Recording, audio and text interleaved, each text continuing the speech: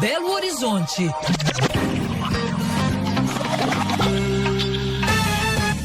Cinco e 29, tá na hora da nossa entrevista ao vivo aqui no Band News Minas, segunda edição. Vamos voltar a falar, né, sobre o caso da clínica odontológica, né, da Camila Groppo, interditada aqui em Belo Horizonte, após pelo menos 24 vítimas, né, da profissional que já foram identificadas.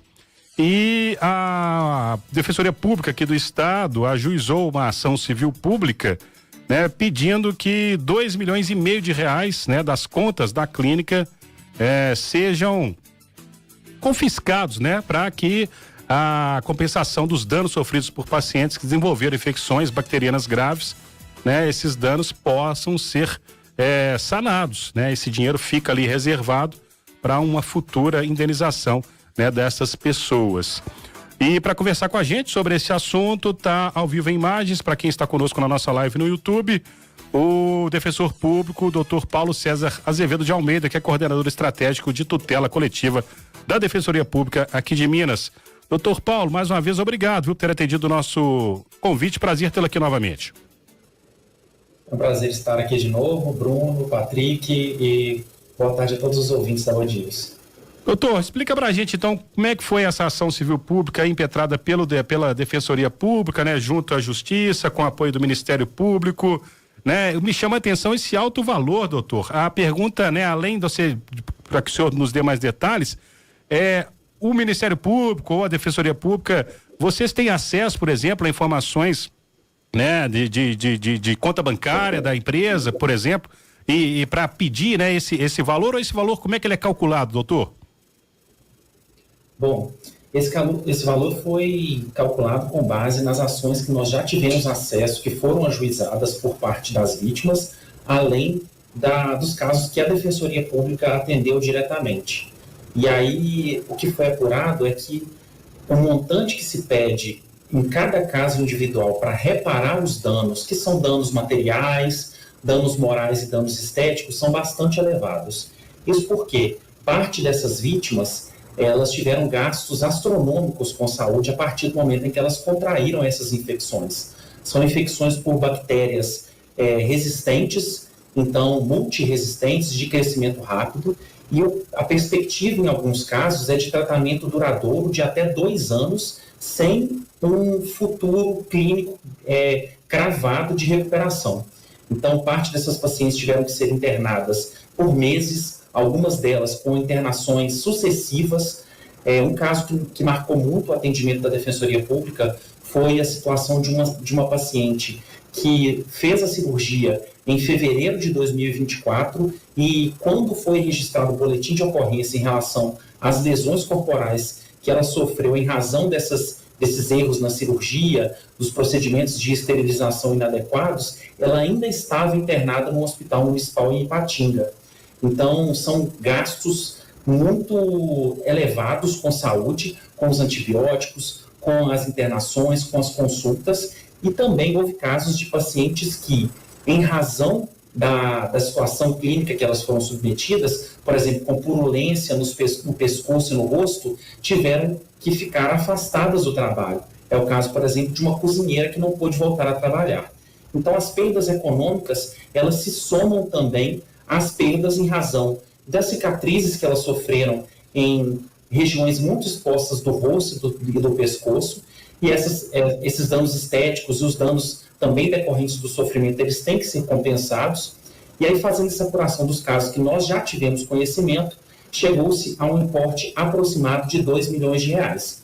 Só que a Defensoria Pública também pede que seja reservado um valor de 500 mil reais a título de danos morais coletivos, para que esse valor seja destinado ao Fundo Municipal de Saúde de Belo Horizonte, tendo em vista que o surto bacteriano, ele expôs também a saúde pública a risco.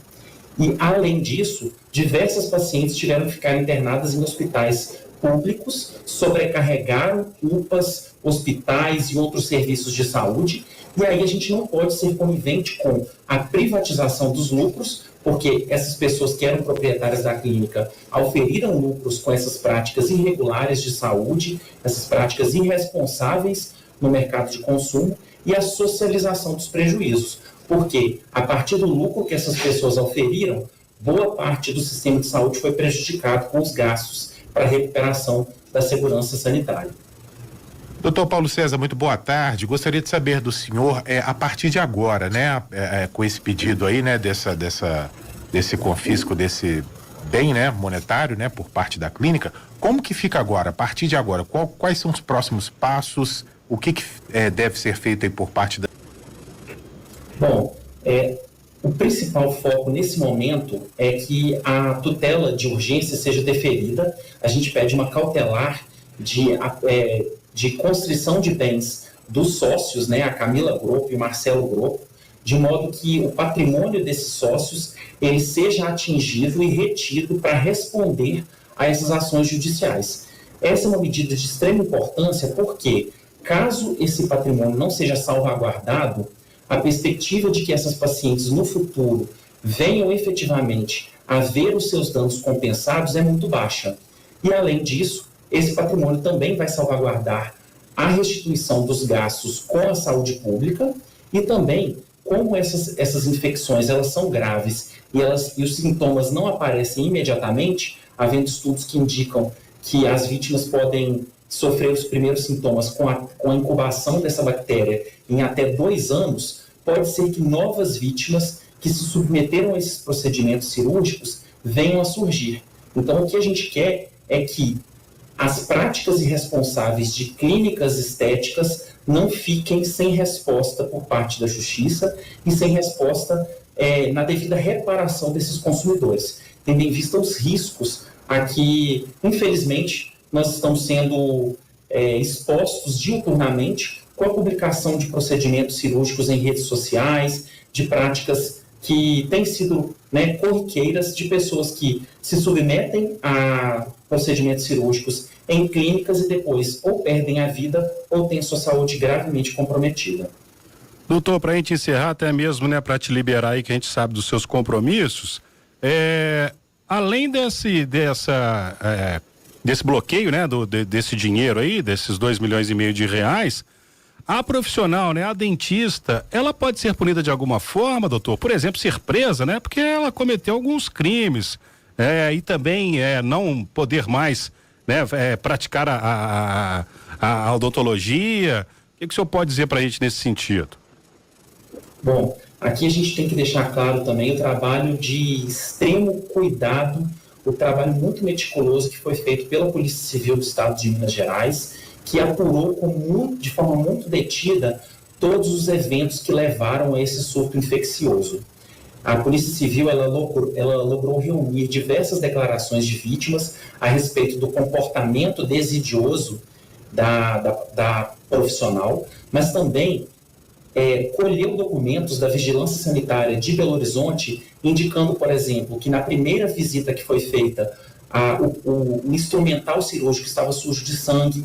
Em outras visitas que redundaram em sucessivas interdições do estabelecimento clínico, foi constatada a ausência de sabonete antisséptico e de outros materiais de higiene básicos de qualquer equipamento de saúde, mas também o processamento e a esterilização inadequadas dessas ferramentas cirúrgicas. Então, toda essa investigação que foi feita pela Polícia Civil, pelo Ministério Público de Minas Gerais, pela Promotoria de Justiça da Saúde, também pela Vigilância Sanitária e pelo Conselho Regional de Odontologia, foram uníssonos em indicar um comportamento descuidado com a biossegurança e com a saúde das pacientes.